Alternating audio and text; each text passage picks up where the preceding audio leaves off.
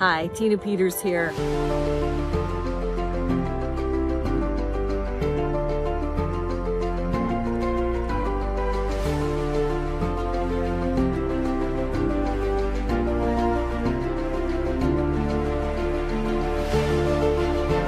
See, today they go after you if you're investigating. Yeah.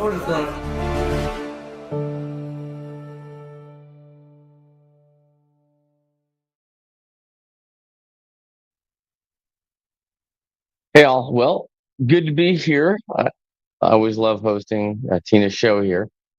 I have just landed last night in Hawaii. Um, I'm on the Hand Count Road Show, and I'll pull up a little shot of what that is here. If anyone's not familiar, um, this is a project I figured America needs to help open people's eyes as to what's going on with our elections, especially after getting involved with Tina early on and her kind of cracking the egg on all this.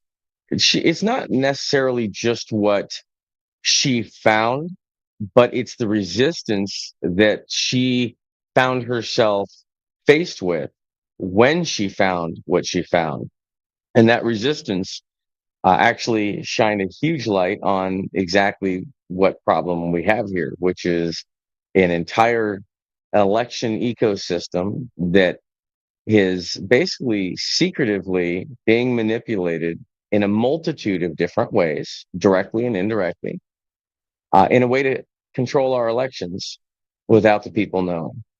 And those that are, we'll say, behind the scenes doing all this certainly don't want any of the citizens to figure it out. And when the possibility of them figuring some of this out because of what Tina had exposed occurred, they went and attacked Tina to serve as an example, a deterrent for any other clerk or election official to start looking. Because when you start looking underneath the covers, then you start seeing what a disaster this whole system is. First thing I noticed was how it really looks to be engineered in order to obfuscate manipulation behind the scenes. I mean, if you had to design a system to be able to do that while still providing the illusion that the system works to the citizens, this is exactly how I would do it if I was a bad guy. You make it incredibly complex, a bunch of different pieces. You have the person that you're fooling, you actually have them pay for it. So you have to have them in on it and accept it because you got to have plausible deniability. So you create all these systems that allow you to gather all this data, and you actually don't create them in secret. You create them right out there in the open, and you sell them to the public. The public then buys them, pays for them out of their tax dollars, but they don't realize what's actually happening behind the scenes. They don't realize that these systems are gathering data on the elections in order for certain very smart, sophisticated bad actors to be able to covertly manipulate the election behind their backs. And then, of course, they have to be able to, not only are they monitoring it, but then they're making changes to it. Well, how do they make changes to it? Well, they make changes to it in a way, they don't sneak stuff in necessarily, but they've created all these different complex systems that allow them to slide, for instance, ballots in or to swap ballots out in a bunch of different areas because people aren't watching those different areas because the whole system is so complex and it's compartmentalized. So we've got citizens that, well, some citizens only see this part, and some citizens only see this part. And if data isn't gathered and shared between them, then if someone manipulates it in the middle between here and here, no one knows the difference. And the crazy thing is, as I've traveled around the country, I have noticed the same pattern in almost every state. Not exactly, but similar in almost every state. You have a very, very complex system. You have only some people that understand some parts of it. The people that are making the decisions to implement the system don't have a clue how this whole system works. It's purposely made complex.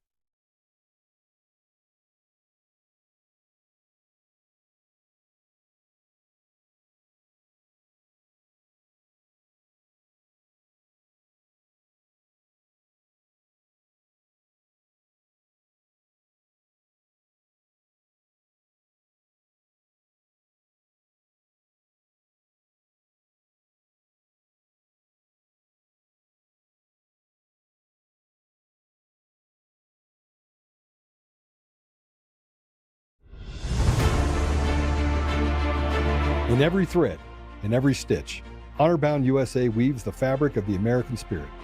It's not just apparel, it's a testament to God, family, and country. At Honor-Bound USA, we're a family of patriots who put our faith, family, and America first. When you visit our website, you'll find a line of products that embody our commitment to pray, stand, speak, and act.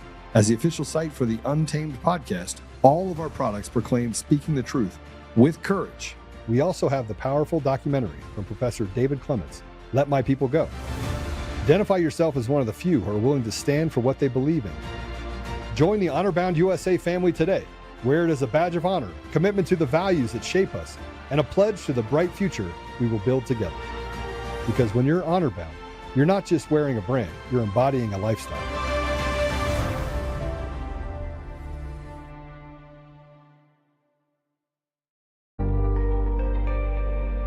Do you want to get profits from the world's most productive oil basin? Bloomberg calls the Permian Basin the world's most important growth engine for oil production. Now there's a way for everyday investors to collect monthly checks from an incredible oil hotspot. It's not a stock, and it's not an ETF. Instead, you can actually own royalty rights on over 380,000 acres of prime oil and gas fields. The best part? 95% of all income from this investment is paid directly to investors like you. You can simply sit back and collect the royalty checks month after month. You can get started with just $25 through any brokerage account. Visit oilboom2025.com to learn more about the opportunity from the Oxford Club's chief income strategist, Mark Lichtenfield. That's oilboom2025.com to learn how to start collecting Permian Basin oil royalties today.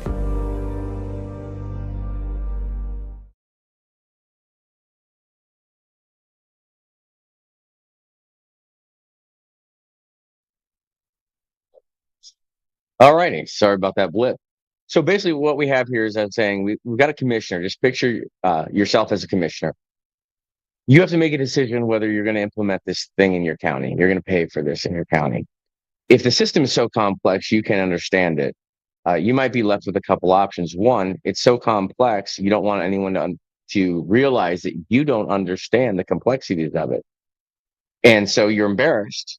So you just approve it anyway, thinking it's a good thing.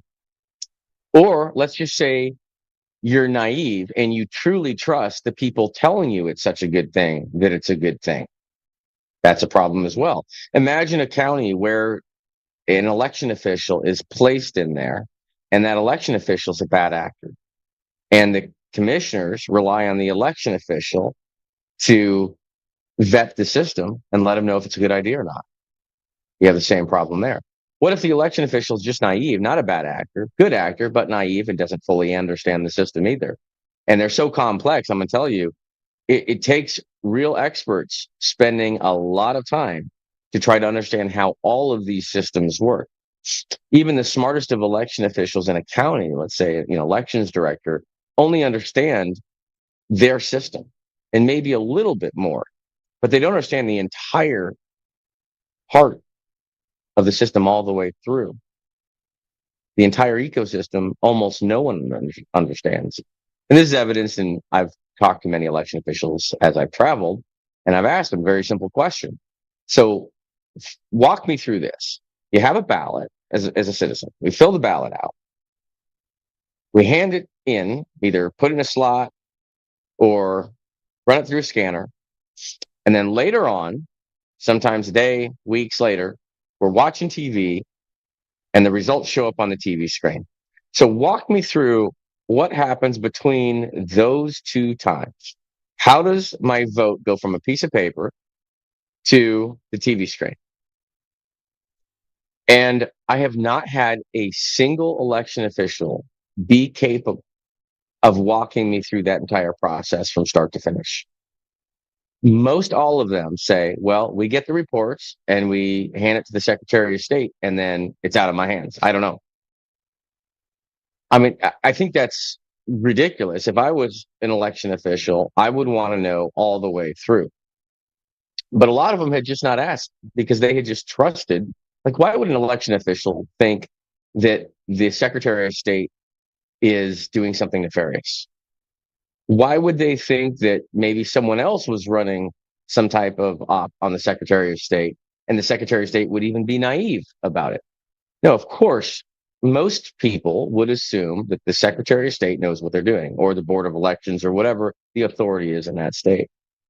So you have an entire ecosystem, an election ecosystem that is based on a pyramid of blind trust. And that is the problem. Everyone's just trusting the person above them, and no one seems to understand how the entire thing works or what the true vulnerabilities of it are, except for the people that designed it. The people that have engineered this whole system know exactly how it works, and they take advantage of it.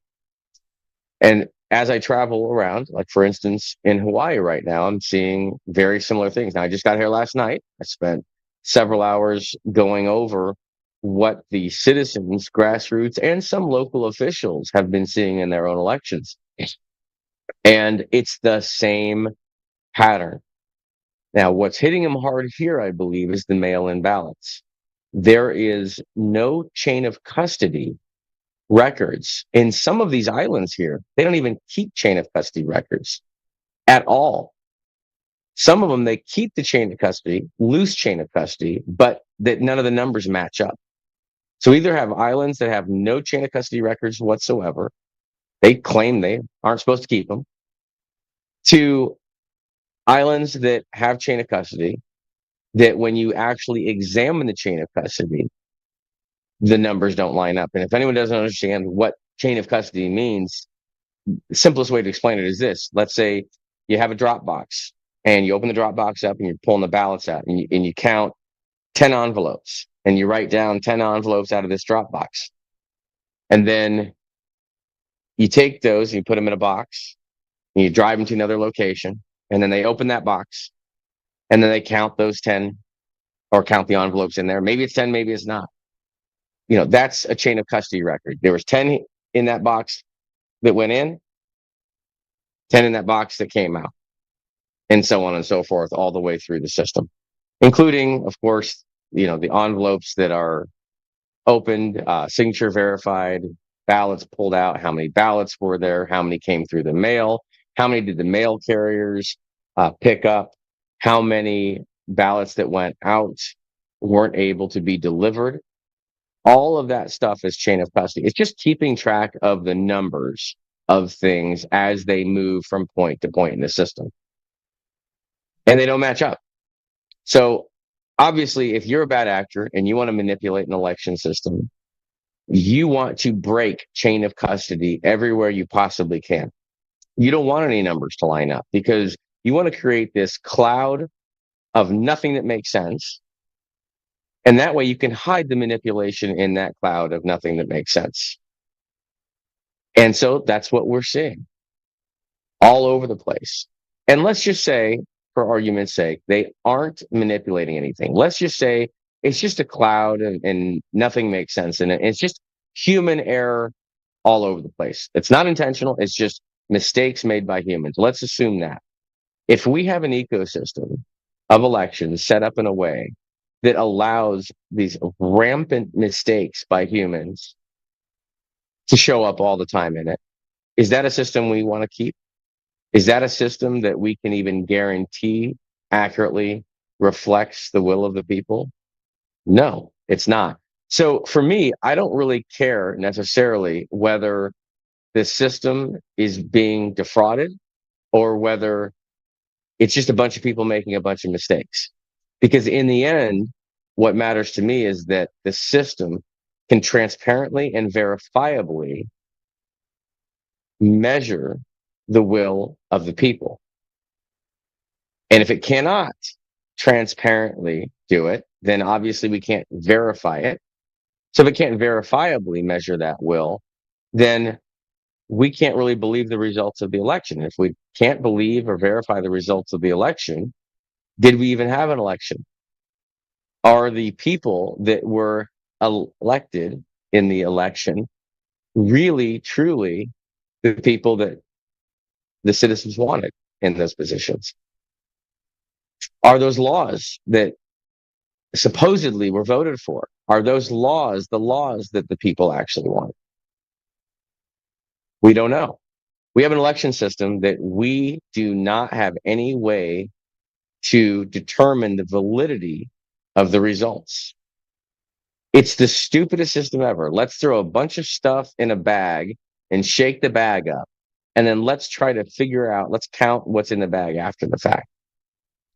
That's the stupidest way to do it. How about we just make sure we put the right stuff in the bag to begin with, instead of create this massive cloud of a disaster? And that's why, for instance, I put this solution together, where if you go to handcountroadshow.org and you click for election solution, it will take you to the Progressive Election Platform. And this is a platform I put together to solve this problem. It's really, really that simple. We have a disaster of an election system. Costs the citizens a tremendous amount of money. It costs us months and months to run an election and try to figure out the results of the election. Constant legal battles, people withholding information, withholding data, lawsuits. I mean, you name it. Look what our elections are producing in our country. It's a disaster. So why don't we just fix it? It's so simple. The scope of an election system is to make sure that only eligible voters fill out the ballots. That's eligible voters that live in the county, citizens that live in the county. They fill the ballots out, make dots on pieces of paper. And then you take the paper and you count all the dots, and whoever has the most dots wins the election. It's pretty easy, very simple. So why on earth are we, as citizens of this country, spending millions and billions of dollars for this incredibly complex system that we don't understand, that we can't see, that we can't verify? And we are basing every bit of our freedom on it. It's absolutely absurd. Our election system, as I found out, sadly, is nothing more than a huge money and power laundering system. And when you get down into the nitty-gritty of it, it's a vote laundering system, ballot laundering system that we all pay for. So the Progressive Election Platform that I put together is very simple. It's what we need to do as citizens that want to truly have real freedom, what we need to do to fix this problem. The voter registration system right now is totally out of control. And it's in control of by either the states that have taken it from the counties or software companies that the states have contracted to. For instance, one of the biggest excuses here in Hawaii that I've heard so far is that it's the state voter registration system. Everything's done by the state voter registration system. That's the excuse for all these inaccuracies. Oh, well, we get the numbers from the state voter registration system. We check everything through the state voter registration system. So the counties basically just displace their whole responsibility off to the state. And that's a big problem. One, if the state makes a mistake, the counties are the ones that suffer. The citizens in the county suffer. If the state happens to be, let's say there are actors in the state that happen to be nefarious, well, then the citizens in the county suffer. And the citizens in the counties think that they're electing an election official to watch over their elections. But if the election official that they think they've elected to watch over their election are actually just passing the buck onto the state, then what exactly are they doing other than collecting a paycheck? And if the election official is a good, honest person and wants to make sure that election works properly, Well, if I was that person, I'd be very frustrated not having control over my own county's voter registration. So the simple solution is we have to make the counties, again, the sole custodian of the voter registration for their county. Who knows the citizens best than the county officials? Who is best at determining if a citizen or a person is a citizen of the county? The county officials. Why on earth are we expecting the state located, those people located somewhere else, probably outside the county? How on earth are they going to be better than the counties themselves, the county officials, at determining eligibility of a voter in the county? It's just stupid. Now, what a lot of county officials think is that, oh, well, we do have control of it. We just have access to this system that's run by the state. Well, that's not sole custodianship. That is having a perceived control. But how do you know that that's full control? And it's not full control, obviously. And so if they don't have full control of it, how do they make sure no one's inserting or changing or deleting records that they don't know about? Because now the county officials aren't actually watching everything every day. And even if they're told they're able to watch everything every day, how do they know what they're watching is actually reality? Because if I'm a bad actor and I'm writing this state voter registration system, I will just make sure the counties only see what I want them to see. All the funny business that I would do in the back end, they will never see. It's that easy to do it. If you're a programmer, you're a software developer, you understand how incredibly dangerous this is. If you're an average citizen that doesn't necessarily understand the intricacies of technology or the possibilities of what can be programmed in a system, you wouldn't have the slightest clue how dangerous this actually is. But you take people that are knowledgeable, and if they're bad actors or they can be bribed, threatened, or blackmailed, that is the most dangerous weapon that the citizens in a supposedly free country could ever face. And that's what we've got here. So, simple solution. We make the counties the sole custodian of their voter registrations. And we don't just give them another computer system to use, because it's obvious our election officials in our counties, they're all not going to write their own software. But we don't need them to do that, because think of what we did for hundreds of years. We had voter registrations on paper cards that were kept at the county. I've even been to some counties that still have their old card files. And they just look like, the library card catalog, same type of thing. A bunch of drawers with numbers on them, pull a drawer out. Those were where all the cards were for that particular precinct. They kept them by precinct, which is really smart, because I'll explain that in a second. So they kept them on paper cards. Now think about this. If they're on paper cards, how is someone from the state going to hack that? They're not. They can't, because they're on paper cards in the county. How can someone from Iran hack it? They can't, because they're on paper cards at the county. How can anyone over the internet or some other network hack it? They can't, because they're on paper cards inside the county building. So what you do when you put them back on paper is you reduce the attack surface down to a very, very tiny amount instead of this unlimited attack surface that we have now. That's just smart. That's common sense. If we can't control all these electronic systems, which, by the way, we can't control them, no one can control them. Our government can't control them. Our Pentagon can't control them. Our military can't control them. All these networks get hacked all the time. These systems get hacked all the time. It's a complete disaster. And even if you were able to slightly control it for 1 second, the next second, it'd be out of control again, because of how fast technology is advancing and the threats against technology are advancing. But the threats against paper aren't advancing too much, because you still have to get into the building to touch the paper. So that's how we do this. In an environment that we cannot control, we cannot secure. So let's create an environment that we can control, so we have a much better chance of securing it. We put it on paper again. We keep it at the counties. Now, there are still some advantages to having things electronic, which allows transparency and auditability, etc. And if a citizen wanted to come in and audit the voter rolls, well, if it's all on paper, they got to come in and they got to go through all the paper. And, that could be a pain in the butt if a whole bunch of people wanted to audit those voter rolls.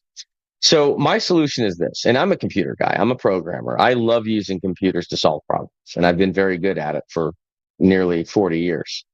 Actually, probably over 40 years at this point. So here's what we do. It's about the right application of technology. We don't just throw technology at everything for no reason. Let's figure out the best technology to throw at this. So here's what we do. We put it on paper, and then we create technology, very simple technology that just takes the data on the paper and it makes it digital, but in a read-only format that can be shared with everyone. So you basically get a digital representation of what is on the paper at the county, and everyone can verify that digital information. And how that would conceptually work, it's actually very simple. I've already wrote a piece of software as a proof of concept. It works very well. You've got the paper voter registration cards with people's registration information on it. I think they should also be signed by the individual in front of the county officials, so you have a witnessed signature on those voter registration cards. And in addition to that, the county officials that are processing the voter registration should also be notary publics, and they should notarize those cards at the same time, right then when the citizen registers to vote. I mean, if a notary is required for legal documents and our ballots are the most important asset, the most valuable asset that any of us have, how could we not apply the same standards to our voter registrations, which allow us to cast a ballot? Common sense, no-brainer. And the only people that would fight this are people that want this corrupt system to stay in place. So we have all those cards, and every card is a different person's voter registration. We take them, we set the stack in a scanner. The scanner scans all the cards in, and it takes all the information off the cards and it puts it in a database. And that database is what gets shared out to everyone else. If anyone wanted to come in and validate that the cards match what's in the database, the county should have no problem allowing them to do that as well. And in fact, that should be done. There should be regular audits of that. But the database, if someone hacked it, let's say, because of course we know that any system can be hacked, that's obvious. It doesn't matter, because the sole source of that information is always the paper. And if something did get hacked, well, no big deal. They could just take all the paper, rescan them, and recreate that database again. Very, very simple. And at election time, what goes to the precincts? The paper. So we need to have an election system that must not stand on any foundation of technology. The foundation has to be all non-tech. Now, we can use technology to improve the elections, to improve transparency, but the core of our elections must be able to stand on their own without the use of any technology.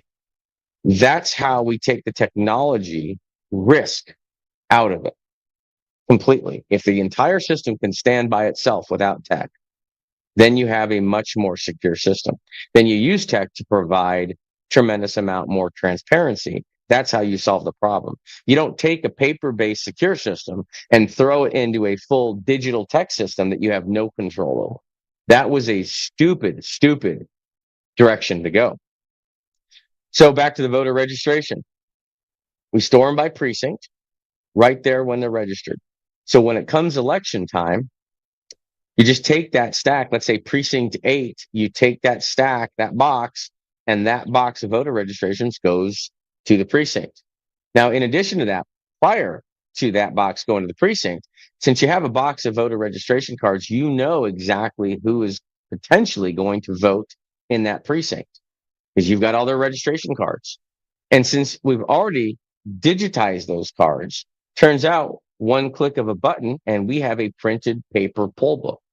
And those paper poll books should be printed out, I think, 30 days prior to every election. That's when the voter rolls should be locked. You have plenty of time, years to get yourself registered up to that point. 30 days prior, those rolls should be locked.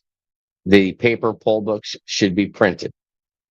And then what goes to the precinct is the box of voter registration cards and the paper poll books. Now let's talk about absentee ballots. Well, actually, I want to bring this one point up before absentee ballots. This right here, a national unique voter number. I think that would be a very smart thing for us to implement across the country. A unique voter number that every citizen is assigned that stays with them for their entire life, no matter where they move. Think about that. Just like our social security number, it's the same thing as our social security number. But a lot of people have said, well, why don't we just use social security numbers? Well, social security numbers are tied to too many financial instruments. And because of that, that could be a risk. So it's the exact same concept as social security number, but we just have a voter ID number, not a separate card that anyone needs, just a number. And when someone goes to register to vote, my suggestion is this. We got to have a national clearinghouse for these voter numbers, of course. We set up a national clearinghouse for them. And when someone goes to register to vote, every county can access this clearinghouse to look this up. And if someone's not in the clearinghouse, in the master database of just the voter numbers, then they assign them a number out of the master database. And that number stays with them forever. And here's why that's important. When we're auditing voter rolls, right now what we have to do to determine if Joe Smith in Colorado is the same Joe Smith that is in Vermont is we have to compare Joe Smith, the first name, the last name, the date of birth, and any other little bits of information that that particular state might have. And every state keeps different bits of information in different formats.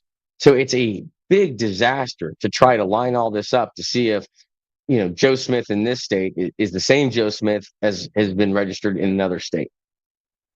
And of course, people move from county to county and state to state. It happens.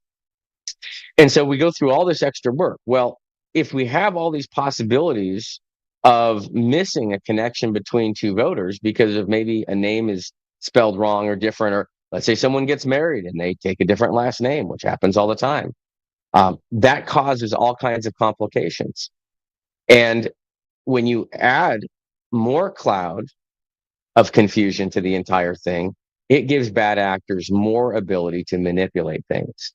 So to solve that problem, a unique voter ID number that's always stays with you no matter where you go, that takes care of that. All right, so let's move to absentee ballots. Absentee ballots, we cannot have mass mail ballots. We cannot have mass absentee ballots. Absentee ballots creates an abuse vector in our election system.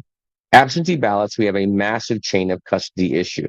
When a ballot is mailed out to someone, for instance, we lose track of it right then. So we don't know where it's going to go. We don't know if it even gets to the real person it's supposed to get to. We don't know if that person fills it out. And by the time it gets back, we have no idea who filled it out or where it went. So they're a risk. Absentee ballots are a huge risk. Does that mean we should get rid of them?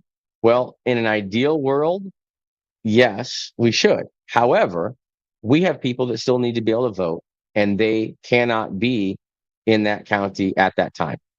There's just no way for whatever reasons.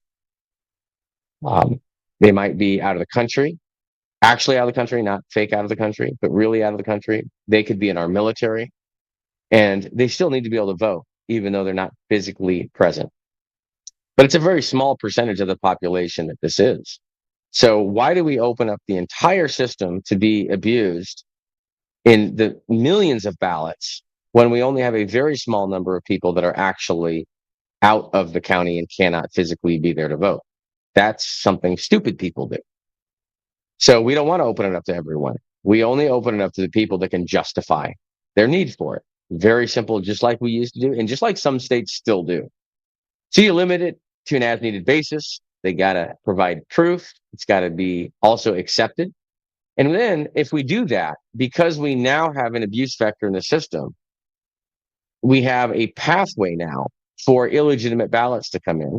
What we have to do is every ballot that comes in has to be scrutinized, extremely scrutinized, to ensure the integrity of the chain of custody, to ensure that that ballot truly did come from that voter before we bring it in and tabulate it. Because if we bring in and tabulate a ballot that didn't actually come from the voter we think it did, then we are disenfranchising a real citizen of their vote. We can't do that. And likewise, if something comes in from a legitimate voter and we reject it, that ends up disenfranchising that voter. So either way, if a mistake is made in either direction, we still end up disenfranchising a voter. We cannot do that. So we need to employ some extra checks and balances on all of those that come in by mail. And I haven't done this yet, but I'm going to interview someone from France that briefly told me about how they do it in France. And this person was in the United States, but voting absentee in their French election. And they go through so many more steps to ensure the integrity of absentee ballots than we do. They laughed when they heard what we do here. We're being laughed at because of how horribly designed our elections are and what a joke they are. I think we could at least be as good as France, and we can learn from France. So I'm going to interview that person. I'll probably bring him on and do a live interview as well here in the near future. All right, so election day, let's talk about this. Election day, notice I said election day, not election month or election days, election day. And the reason why we have to have election day is very simple, because we cannot control elections if it's more than a day. You must count the ballots where they're cast and immediately after them being cast that day when the polls close.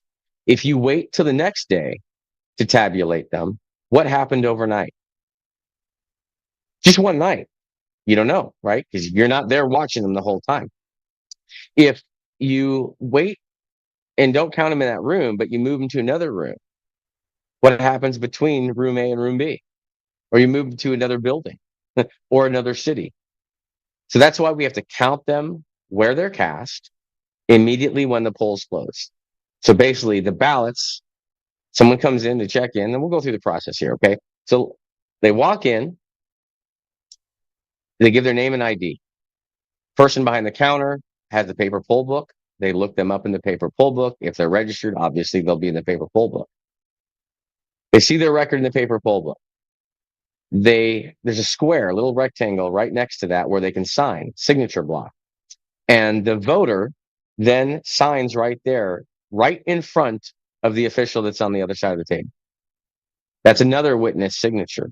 Very important. A witnessed signature, not a signature on an envelope that comes in. We have no idea who actually signed the envelope. We're talking a witness signature right there in person. Then the official goes to the stack of cards and pulls out that individual's voter registration card that also has a witnessed signature that that individual signed when they registered to vote. And they pull that card over and they compare the information here on the voter roll with the card. And they compare those two signatures. And then if those signatures compare, which that's actually a valid comparison there at least, and they've looked at an ID, and all the information checks out, they're handed a ballot. The citizen fills the ballot out, they put it in a box. I think it should be a translucent box, so you can actually make sure it's not preloaded with any ballots. And all this should be done under camera. Real simple. So they do that all day long. At the end of the day, when the polls close, you open the box up, and right there, the teams under camera tabulate those ballots. Now, I'd like to see them batched into 25 batches, run through a scanner, and tabulated under a camera overhead. Very simple. And that way we collect additional information that can be used for the citizens to verify their elections for that 100% verifiability requirement. We have scanned ballot images we're collecting right then, and we have video of the entire process. So if there is a bad actor that's going to manipulate something in a precinct, good luck. I don't know. I don't know how you do it because everyone's watching. The box is right there. The ballots come right out of the box. They go straight into the scanner. They come right out of the scanner. They're under camera and they're tabulated on the tape. So if you're going to try to manipulate that, you're going to have to manipulate all the people that are there in the room. You're going to have to manipulate the ballot images, and you're going to have to manipulate the video. It's a lot of stuff you'd have to manipulate, and you have to do it all in one night. There's just, with triple verification right there, I just do not see any way that that's going to happen unless you had the biggest conspiracy ever. And let's say you had the biggest conspiracy ever in this particular precinct. Well, if your precincts are limited to 1,500 voters or 1,500 population, which they should be, by the way, because if you keep it to 1,500, it makes the hand tabulation process very, very simple. And you keep it small at 1,500, that means the voting centers are very close to your house. Think about it. Your 1,500 people around you, that's as far out as you need to go to vote. So you're talking maybe a few blocks, maybe a couple miles, instead of having to drive clear across town to vote, which is ridiculous. I used to be able to vote. Literally, I walk out of my house, around the block to the school behind, and I walk in the gymnasium and I'd vote right there. Very, very simple. Didn't even have to get in my car. And when we force people to have to get in their car and get transportation to have to go vote, that's disenfranchising them in a way, right? That is hurting their ability to vote. That's causing voter suppression. And how they cure that is, oh, we'll just vote by mail, which completely breaks chain of custody and is the most insecure way of voting. So it's kind of sad that the citizens are given this choice right now with our existing system. Either find a way to travel all across town and sit in line forever at this central voting center to vote, or sacrifice the security of your vote and just hope and pray that it makes it there intact and doesn't get swapped out or disenfranchised. I mean, that is not fair to do to the citizens. So instead, very simple, just vote at your precinct, 1,500 or less voters. Tabulate everything together. Most likely, you know the people there, because if it's within a 1,500 person radius, you probably know some of your neighbors. And you get results right then. That night, within probably about 4 hours or less, you have results. And then everyone that's there signs the results sheet, because they all took part in that. So they should take accountability, sign that result sheet, and then they should make copies of that result sheet. Everyone takes a copy home with them. That way there's no question about what the results are. And a copy goes right on the building, right on the outside of the building, so the citizens can see it. And of course, the information gets sent to the Secretary of State and to the county, so it can be put on the county website.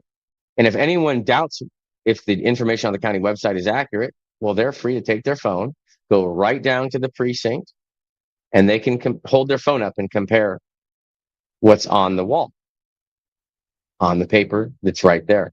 And if they still doubt that, well, then they can just call any of the people that were involved in the precinct and ask them, are these results correct? Can you imagine that? We just have so much transparency that everyone can verify the results. Simple to do. So easy. So there's what we do election night. We also need to, in the results, keep track of all of the different types of voters. So whether it's military absentee or non-military absentee or in person, we keep those separate. We tabulate them separately. That way, if there is some funny business, we know where the funny business is coming from. Very simple. And so those military absentees and non-military absentees, they don't go to a central tabulation center. They come right back to the precinct, the original address that they are registered to vote at. That precinct is who counts those votes. So if I'm off in another country and I were to vote by absentee mail, I want to make sure my ballot, that envelope, makes it all the way back to my precinct and I want my neighbors in my precinct tabulating that there. It's so simple to do this. And likewise, if you're a student somewhere in a college, you don't vote where the college is that you're going to. If you're going to vote in the election and you're over 18 or 18 or over and you're eligible to vote, then you still vote in the county that you're listed as your residence, and your ballot goes right back to that precinct. Then what we do for the reporting is we keep it all separate there too.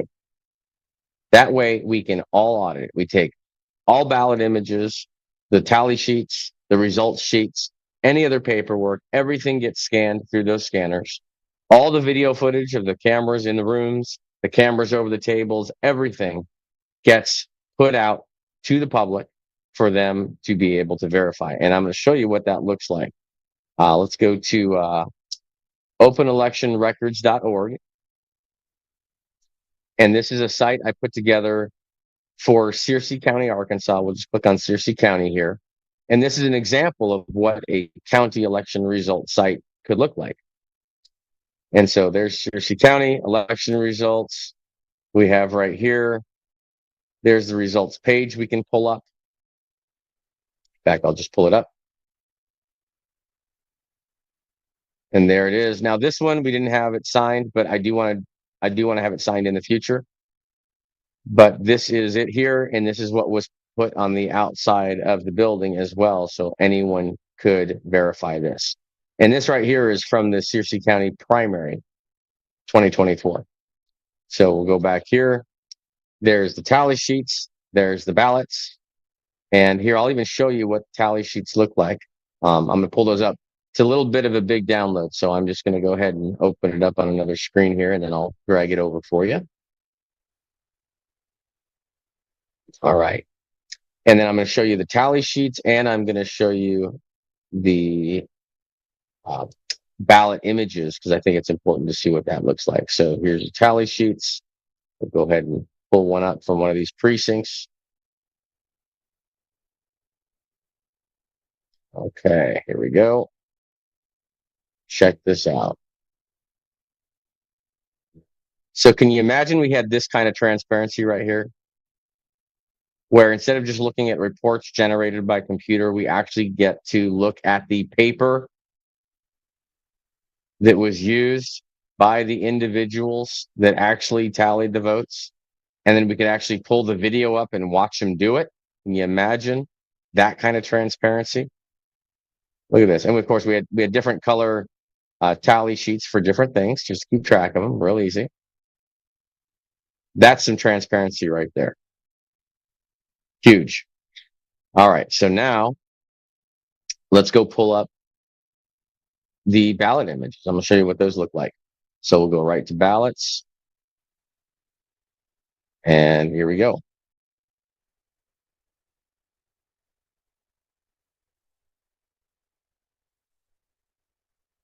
So front and back, I'll zoom in here for you. And notice this also when I zoom in. So if we do have any watermarks or any particular security features, a lot of times the scanner will pick those up as well, so we can ensure that these are legitimate ballots.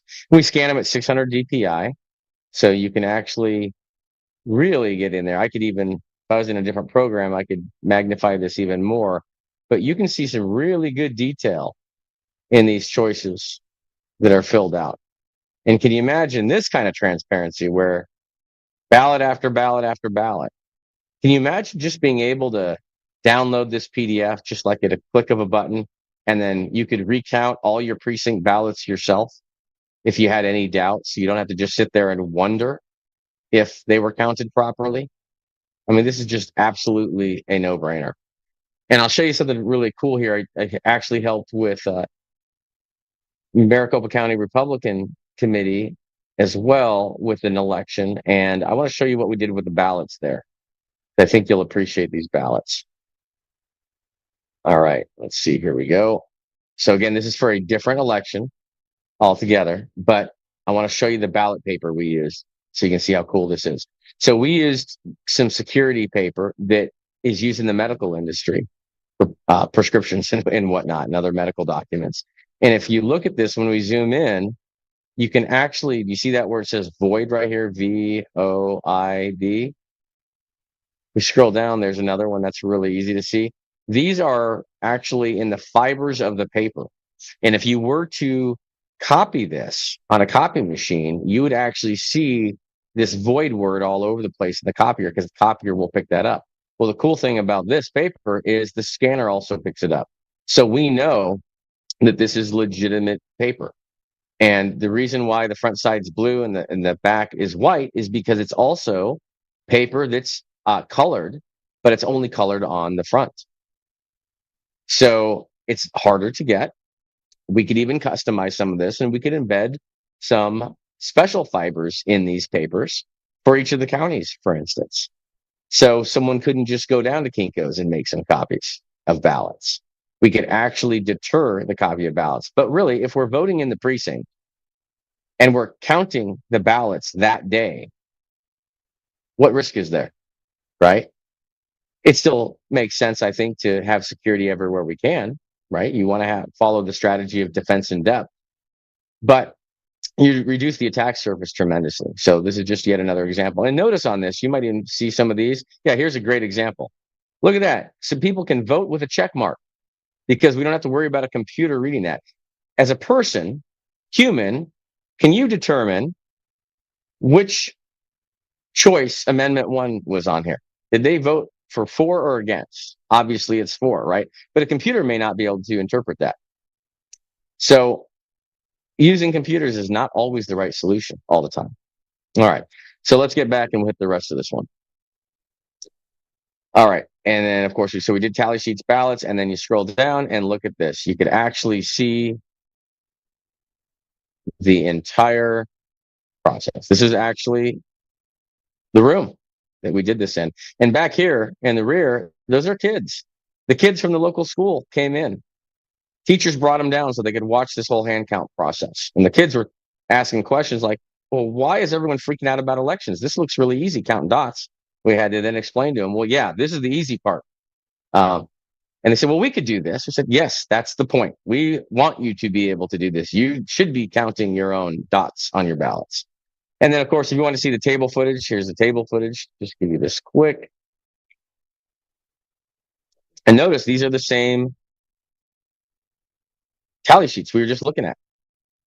And you could actually follow these cameras batch by batch. You could follow them all the way through, including the ballots, because each batch is 25 ballots. So you could easily validate every bit of this any number of ways. You could do it with the video, you could do it with the ballot images, and you could do it with the people that are there in person when it happens. Imagine that, the best of all the worlds right there. So that's how we solve that problem.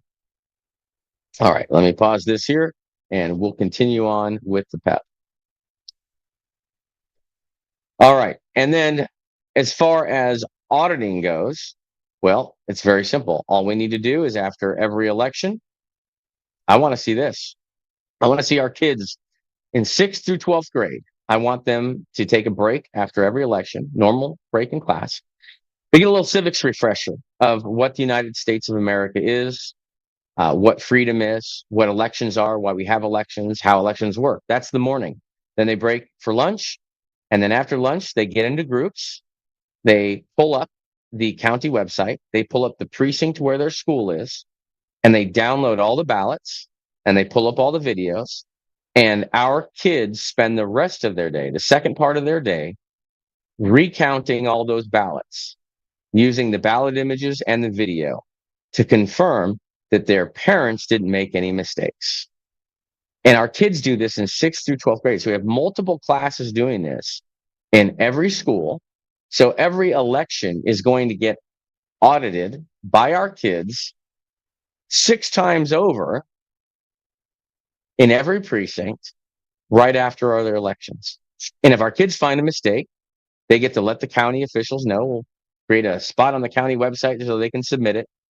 Mistake in batch number 42, ballot 5, however they want to do it. The county official comes in, clerk comes in, congratulates the kids. You imagine the local media comes in, they bring a camera, they highlight the kids, they prop them up and make them feel great for doing something great. And then the kids can chastise their parents for the rest of their life. And I'm kidding. And then after that, we open it up to the entire country. So after our kids have a chance to do it in 6th through 12th grade, you open it up to the entire country, and the counties put out a bounty, $50 or $100 for anyone, the first person that finds any mistake in the election. So you end up crowdsourcing our election audits. And I guarantee there are going to be people all over the country that are going to become professional election auditors, and they're going to probably maybe they'll make a good living off of it. I truly think if we do it this way, I don't think we're going to find many, if any, mistakes. But if there are any mistakes, people could make some good money off of it. It's so simple. And then the coolest thing about the kids is this. And when they're graduating, 12th grade, when they graduate high school, how old are they? 18 years old. So darn right, they're going to go register to vote, and darn right, they're going to vote, because they'll have such an appreciation and understanding for what voting is. And when we hear this excuse all the time that, oh, there won't be enough people to run the elections. If our kids do this for 6 years straight in school, they will be able to do it faster and better and more accurately than the adults can do it. They'll be absolute professionals at it by the time they're 18. And they will be beating down the door to actually do a real election in person rather than just audit the election after the fact for their parents. And we will have a constant supply of kids to do this. So what we do when we do this is we ensure the integrity of our elections and the auditing of our elections and the accuracy of our elections for generations. This is a multi-generational fix. So everything that we're doing right now is all not for nothing. It's not all temporary. We turn this into a permanent solution for our entire country. And that's the Progressive Election Platform. And because of the sacrifice so far that Tina has had to make, which needs to end soon, immediately.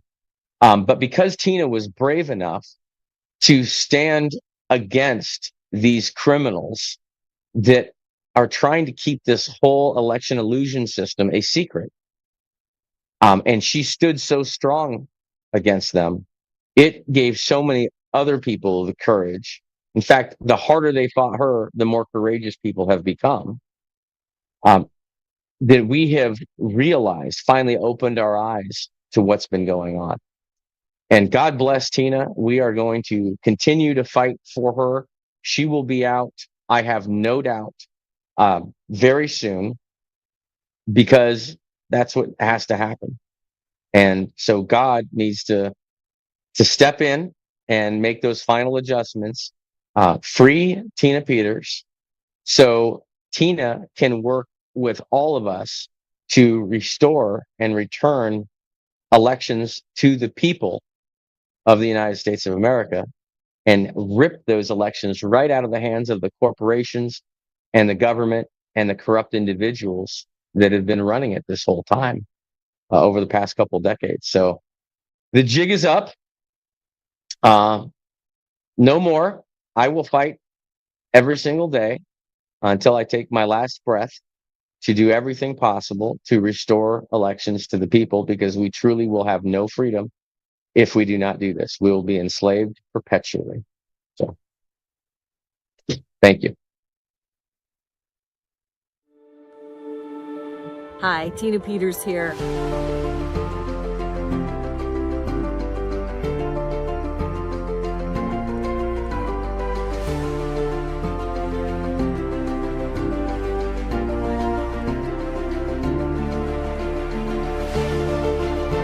See, today they go after you if you're investigating, that sort of thing.